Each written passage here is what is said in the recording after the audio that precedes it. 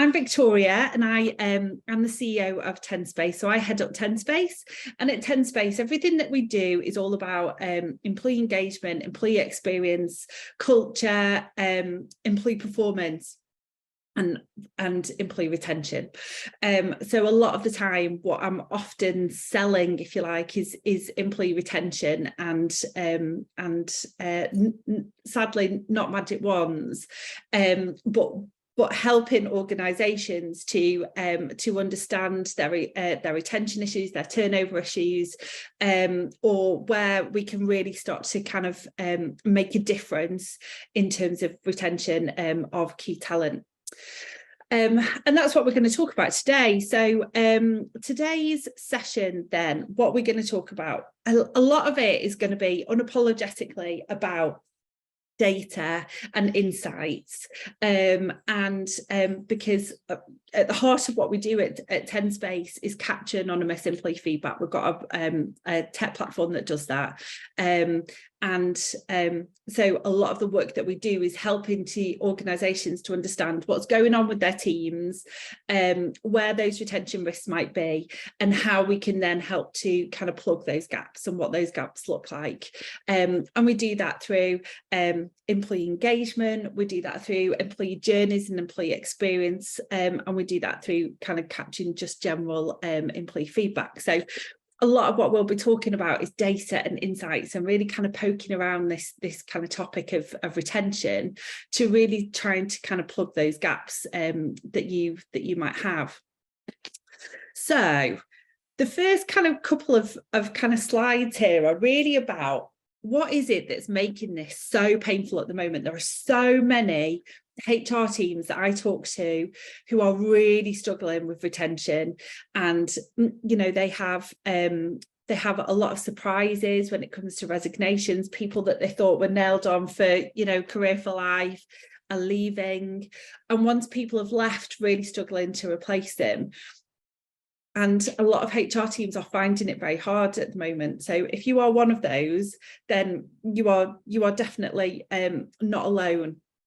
And there's a couple of kind of stats that I pulled together that I think kind of make a bit of a picture about why it feels so painful in terms of employee retention at the moment. I think there's some kind of push and pull factors that are happening.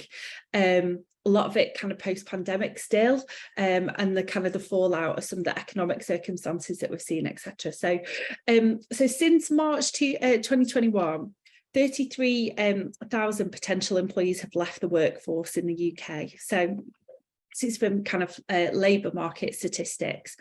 And what that means is we have got relatively full employment in the UK, which is fantastic in some respects. But when it comes to kind of recruiting talent in, or kind of locking talent in, those 34,000 less people in the UK in the workforce are really having an impact, because it means that there's less people to fill roles, and so there's kind of more movement around workplaces as well. And we've seen a lot of job hopping. We've seen Gen Z, for example. We know that they are less likely to give an employer a significant amount of time just for the sake of it, and they'll job hop, etc. So there's a lot of kind of extra movement that's happening that we're seeing. We've seen that salaries are getting pushed up in the marketplace, and there's some kind of crazy examples that I've seen of that, of people kind of really of recruiting with big salaries. And similarly, if you're sat there thinking, a lot of the time what I'm doing with my retention work is actually just saving people who've already resigned, and saving them with big salaries, again, you aren't alone in that respect. So it's estimated that around 80% of small firms face difficulties recruiting applicants for suitable skills. So again, this matters for retention, because the jobs are out there, and particularly when it comes to kind of your talent, these are, when I think about talent, I'm thinking about kind of our skilled employees. I'm thinking about possibly our higher paid employees. Small firms are really facing difficulties, and there's a massive skills gap in the UK that is only going to get larger. And that's things like, it's data, it's AI, it's machine learning, it's skills that we haven't laid the foundation for in the past that employers now need and are really struggling to recruit against. And so again, if you are losing people to competitors or total left field, again, you aren't alone. And this stat is just from small firms, but we know that it's large firms. We know that it's all employers at the moment who are kind of struggling to retain talent. The UK is seeing early turnover rates of 35.6%. So what that means is that up to a third, kind of over 1 in 3 employees who enter the workplace are likely to have left within 12 months. Now, there are going to be some jobs and some industries where that is more commonplace and more acceptable than others, because obviously this is an average statistic, but actually that's interesting in terms of, pulling people in. And actually, I think we've got a more acute problem, particularly around early turnover, than we've possibly seen in the past. So if you're sat there thinking, yeah, we've got an early turnover issue, again, you aren't alone. The average cost of replacing an employee in the UK is over £30,000. So, if you do the maths on this, if you really want to kind of upset yourself one day, this is things like recruitment fees, it's training fees, it's lost opportunities, and you name it, temporary workers, and the fees that they cost. And I think it's really quite easy to get to quite a big number when it comes to kind of the replacing of employees. So, I think I've added this statistic in here to kind of demonstrate that actually it is worth retaining employees. If we can get this right, the cost benefits add up really quickly. Again, I suspect there's a number of HR teams on this call who are thinking, oh, if I could do something else apart, the time that it would free me up if I wasn't doing replacement recruitment or wasn't worrying about how to retain employees, if we could just kind of nail that down. And then this one is utterly terrifying. 46% of employees in the UK would consider leaving their current job in the next 6 months. So that is round numbers, 50%, almost half of your teams who are potentially thinking about looking for a new role within the next 6 months. And that's the kind of the movement that I'm talking about in terms of retention and some of the challenges that we're up against. Is that kind of movement of talent around the workplace, and that openness to moving. I think there are times when people get nervous around moving, and I think at the moment now isn't one of them. People are moving for cost of living reasons, they're moving for values reasons, you name it. But that's quite a scary statistic. So kind of 46% of employees in the UK will consider leaving their current job in the next 6 months. So that's why kind of overall, as a HR profession or leadership, that's why it kind of feels painful for everybody overall.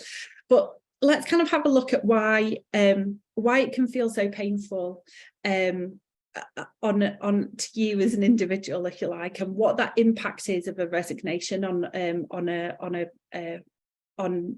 organisation.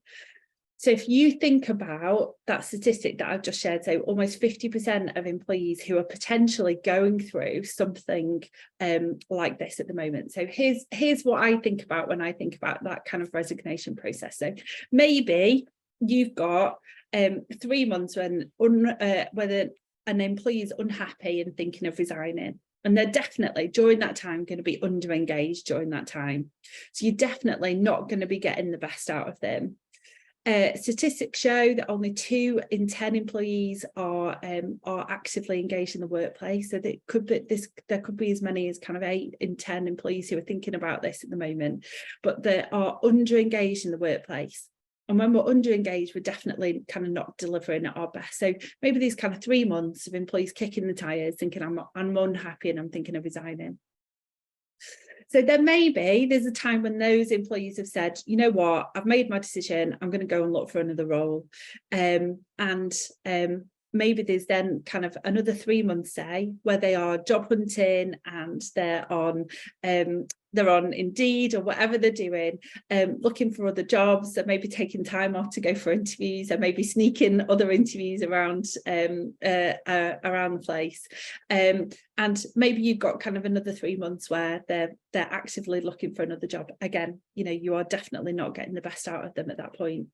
Then maybe they resign and it all becomes clear why you've not been getting the best out of them. Maybe they've then got a 3-month notice period and they're definitely going to be under-engaged while they're serving their notice, and we're definitely not going to be getting the best out of anybody whilst during their notice period.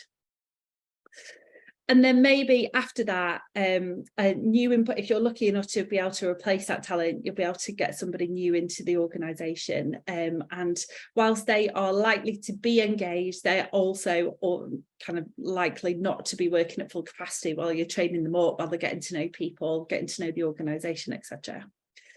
So all in, what we've got is probably conservatively a 12-month period where we have slowed an individual down, where there's an employee who's slowed down, who is under-engaged, underperforming likely in the organisation.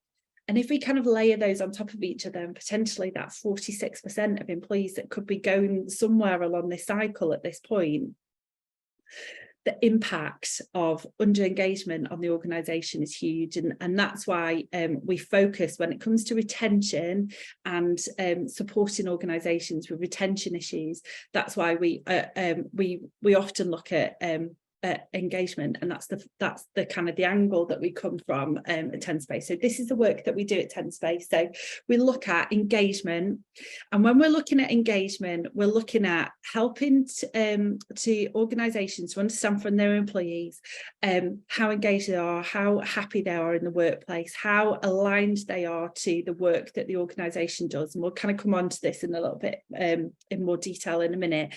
We've got an engagement model that I'll talk us through. But this is about employees bringing their best selves to work and doing their best work when they get there. Experience, this is about journeys that employees take that really contribute to their engagement, and this is about really getting into the nooks and crannies of it. So once we've kind of poked around engagement and we really understand what we're great at and where some of our gaps are, okay, let's have a look at the individual journeys that employees go through, and we'll talk about that as well. We'll talk about what a typical journey might look like and how we might explore a journey in an organisation to build up greater engagement. And then thinking a lot of the work that we do at TenSpace is, like I say, is about capturing feedback, and that's either data or it's written feedback from employees. And that's how we know what we need to do when it comes to retention, engagement, experience, and whether we know that it's working or not. So let's kind of dive in then, and let's have a look at some of the ways that we really start to understand retention. So, for example, if we were going to set up, so as I say, the work that we tend to do at TenSpace is around employee engagement survey. So we'll set up an engagement survey and we'll be building in segmentation into this. So what that does is it allows us on kind of a team by team basis, or demographics, for example, to really understand where our risk points are when it comes to engagement and retention, and to really understand, oh, okay, so we've got a lower engaged team over in the finance team versus the commercial team, and what does that mean, and where are the gaps, and what's driving that lower engagement, and what is it that needs to then go into that action plan in order to resolve that. So this is some of the things that we would explore when it comes to engagement, and really kind of started to, like I say, poke around to look for those reasons why retention might be an issue in an organisation. So this is our 10-space engagement model. So we talk about connection. So this is about employees feeling connected to the organisation when they're feeling informed and heard and brought into the vision. So we'd be asking employees things like, do you understand the goals of the organisation? Do you understand the values of the organisation? Do you believe that are yours and the organisation's values aligned? Do you feel like your voice is heard? Can you make an impact? Do employees feel well informed? Whatever that looks like, we'd be creating capturing feedback from employees to explore how connected they feel to that organisation. Are they on the journey, and do they understand where everybody's heading, and how connected are those two parties? And then leadership. So thinking about, how confident employees are when it comes to their leaders and managers, how inspired they are by them. Would be things we'd be asking here are are leaders fair, maybe? Does SLT have the visibility that they need? Is there great recognition? Are they bringing out the best in teams? Are they creating great working environments? That kind of activity that we'd be exploring when it comes to leadership. And again, if we can kind of segment teams, for example, and we can really start to carve up the organisation and get some additional insights, we can really see those leaders who are building engagement and those who are doing the opposite, I guess. Surveys and data should never be about going after individuals, but we can really see those teams where this is working and the leadership is working, or where the opposite is happening. And we can also often when we're talking to when we're doing surveys, we'll often, more often than I would like, identify that it's actually the people leaders themselves who are under engaged, and this is so important. So often think of those leadership layers as those the ways that you scale engagement throughout an organization.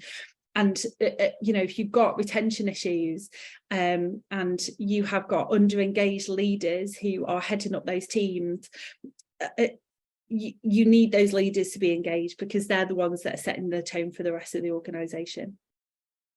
So the next area that we might explore is around fulfillment. So this is about whether roles are meeting employees' needs personally and professionally, and really about matching those contributions, whether they've got a challenge in the role, whether work-life balance is great, whether they've got career development in place if they want it, whether employees are proud to work there, etc. Is there a fulfilling experience that they're taking out of their workplace?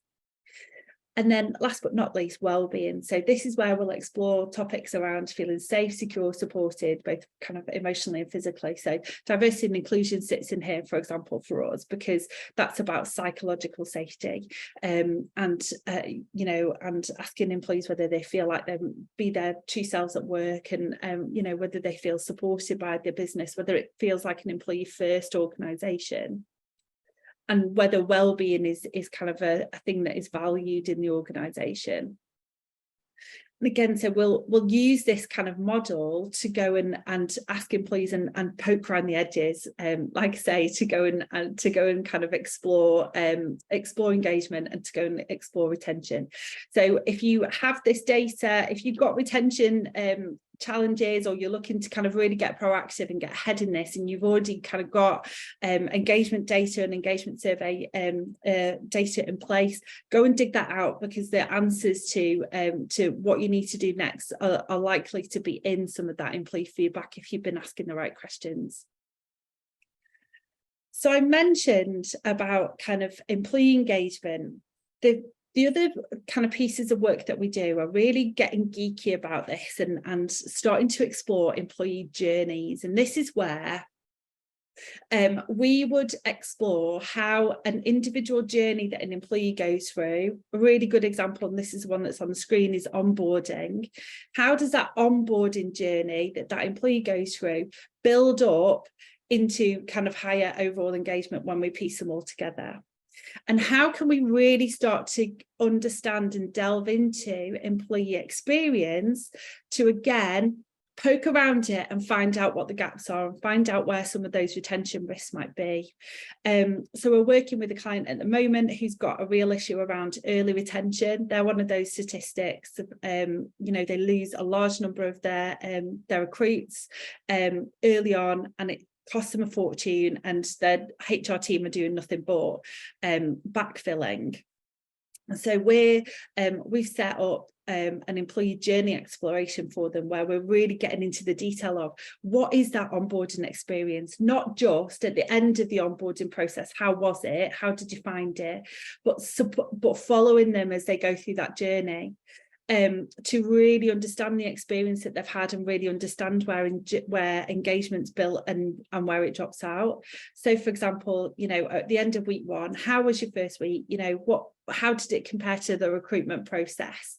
You know, did it meet your expectations? And how engaged do you feel at this point in the journey? And if we're capturing data points, but also open-ended written feedback, this can be really great information, because we can see as we go through, we'll do something similar at week 6. We might ask some different questions at week 6. We might ask about the vision, mission, values, etc. And at week 12, we might ask whether they've got all the training and support that they need to exceed. So whatever that kind of process is, wherever you'd expect those employees to be at that point, we can really map out those journeys, but all the time asking, you know, overall, how engaged do you feel at this point in your journey? So we've got that single kind of data point. And over time, we can really then start to see how engagement builds and drops across that individual employee journey.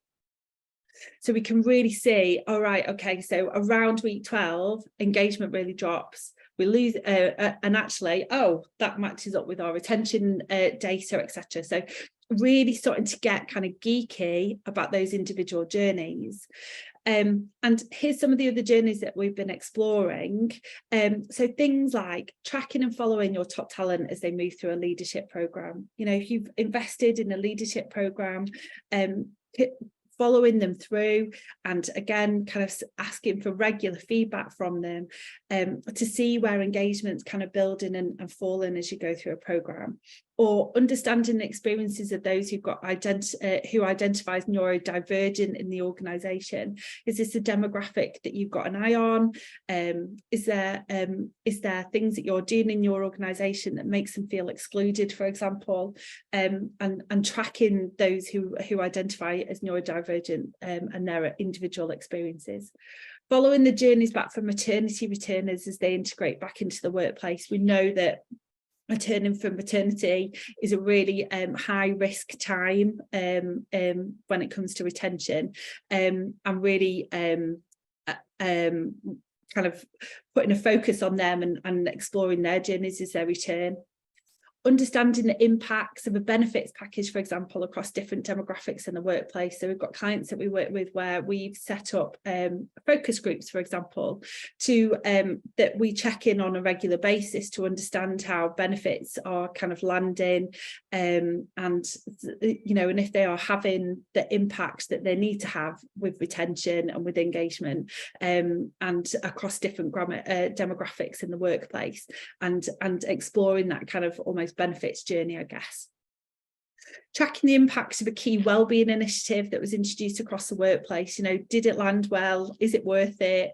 What was the return on investment on it? And did it kind of did it build engagement? Or actually, what we might have done is created an additional retention risk if something's fallen flat and an organisation, it's kind of sorry, for an individual, it's the last straw, for example. We've seen that happen in the past. And tracking maybe the experience of hybrid workers as they move through the organisation. You know, I think there's a number of HR teams that I talk to who are really struggling, particularly with retention around hybrid workers, because it's harder for you to kind of tap into them to understand what's going on with them. And so really kind of having a focus group around them when you're collecting regular feedback from them, so that you can understand their individual journeys. And like I say, so this is about building up those individual journeys, so that you are really kind of supercharging these experiences for your employees and really helping to build up engagement, which is then going to bring down any retention risks that you have. So again, unapologetically, so more about kind of data and insights and how we use this. So, you know, just the act of collecting employee feedback in itself can really help create clear voices for employees and give them really kind of give them that opportunity to have their voices heard. It really does build engagement in and of itself. You know, we know that anonymous feedback in particular can create psychological safety to provide feedback. We see that coming through in our engagement surveys all the time, but it's got to be, you can't just wang in an anonymous feedback survey. You know, you need to be kind of creating that that feedback culture overall and making it a really safe space to capture this feedback from employees, so that what we're trying to do is get ahead of any retention issues. We're trying to see them coming and spot those trends and changes before they happen. You know, businesses and teams and individuals really do change on a regular basis, and it's important that you continue to be tapped into what's happening. So whatever that feedback flow looks like, you need to make sure that you you've got regular feedback coming in, because that is how you're going to be able to start to get ahead of what's going on, rather than saying, oh, actually, we've had a resignation. Yeah, when I've looked in the data, I can understand where that came from. Because that's kind of looking backwards. What we're trying to do is get that regular flow of insight coming in, so that we can start to predict what's happened, and then we can start to prevent what has happened, what might happen when it comes to retention risks. So you really do need to be tapped into what's happening in that moment. Really starting to collect data and insights over a period of time, and really like I say, capturing and allowing you to spot trends and changes, so that you can get ahead of it, so that you can do that prediction, so that you can see in the data, okay, well, the engagement's dropped within the sales team from this survey to this survey, or from this period to this period, and what does that look like? Why has that happened? How can we fix it? And how can we prevent any retention risks that might be building? And data and insight in this way can also really help you to track progress, so you know what is working and what isn't. You know, I think sometimes I do work with organisations who have kind of sprinkled glitter on a situation, as I would say, in terms of retention. You know, they decided that, I don't know, free pizza on a Friday is the way to retain their employees more effectively. Meanwhile, you know, they're ignoring bigger issues and you know, kind of burning platforms that are the actual real reason. Okay, talked 100 miles an hour. So some key takeaways then. You know, if you are sat there with a retention issue, you are not alone. Retaining existing employees is much better than recruiting for replacements, and it is worth the effort and it's worth the investment on trying to retain employees and getting ahead of your retention issues. But you do have to give your employees a reason to stay. You can't kind of lock them in, or you can't lock them in for long by kind of, you know, tying them down with notice periods or bigger salaries. There's got to be that other fundamentals, and you've got to kind of, the key to retention is to focus on employee engagement. Use feedback in whatever form you can get that in to explore employee engagement, and also consider looking into your employee journeys as additional kind of piece of detail. We haven't talked about EVP today. We've got some great EVP content if you would like it on your kind of employee value proposition. But, you know, if you have got things to shout about when it comes to engagement and employee journeys, share those externally as well, and make sure that and that'll really help. If you do need to bring in additional talent, that will really help. Use data segmentation and really direct questions if you need to, in order to try and kind of get the insight that you need when it comes to retention, so that you can identify the risks, and gather regular insights and feedback, and do it on a regular basis, so that you really do have that kind of continual flow that you need coming into the organisation, so you can predict and that you can stay ahead. So if you would like to keep in touch, I'm sure Amy might have, I'll look at the chat in a minute, but if you want to keep in touch, this is our website address. Amy might have put some details on the chat as well. That's my email address. HR Director's Cut, if you want to listen to our podcast. Series 3 is live on Friday. But other than that, thank you so much for joining, and I'm going to stick around for any questions if you've got any. Hey, so I've got a question here. My question is, how can I get senior management on board with this when I can't even get them to see the importance of filling in a basic return to work form? They're always highlighted as a main contributing factor to people's unhappiness, disengagement, but nothing ever changes, and they're never willing to listen to anything HRE. I wonder whether the key to this is maybe data and consequences. I don't know. Hello, right. My question is, how can I get senior management on board with this when I can't even get them to see the importance of filling in a basic return to work form, always highlighted as a main contributing factor to people's unhappiness and disengagement, but nothing ever changes? Yeah, so we work with a lot of leaders who have put off collecting employee feedback because essentially they'd rather not know. And then they've reached a consequence point. So an employee that they really loved has left, or, you know, they look at the data around how much money they're spending on recruitment, for example, or you run the numbers on what underperformance is potentially looking like and costing them in the organisation. And often that's when we'll get the kind of the sign off to go and do a surveys, because we've built almost the business case in pounds, shillings and pence about about why the impact of low engagement or high retention is having on the organisation.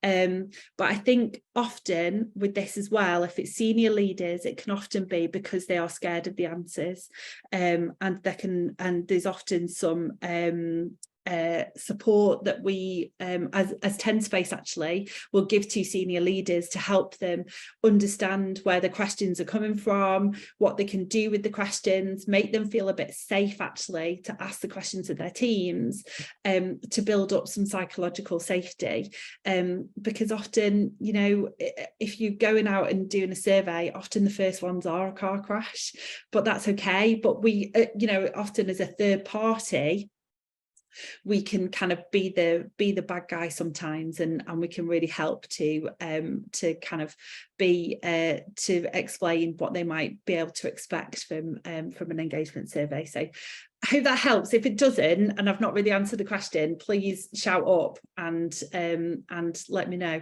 I'd be happy to. I think it's one of those that we could talk all day on some tactics for that. So yeah, give me a shout if I haven't really answered the question. Thank you so much, everyone, for joining.